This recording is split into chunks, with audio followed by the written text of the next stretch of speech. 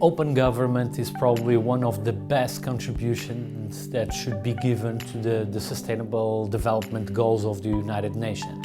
It's not a new topic, so we know that governments are putting efforts to be more open and more transparent in the last years or since the beginning of times, let's say like that.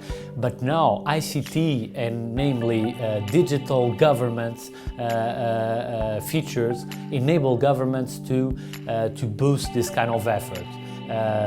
Underlining and making more possible transparent methods to citizens, inviting citizens to participate within policy-making process, and even implementing collaborative approaches for example, public service.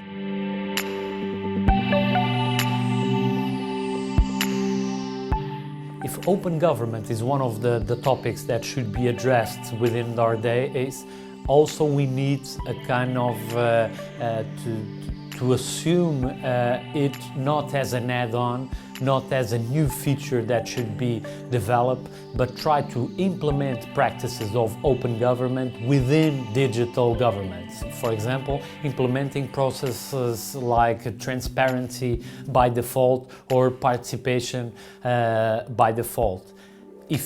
If you have the ability, or if governments have the ability of putting transparency within the processes and putting participatory practice within the processes, on the one hand, it's one of the best ways to not assume it as an extra effort that should be done with costs related to it, but also a mean to involve citizens, to bring them and make them more responsible for the policy making process, and also putting governments in better contact precisely with civil society. So more than assuming transparency or participatory practice as an add-on, you should assume it as a part of a process.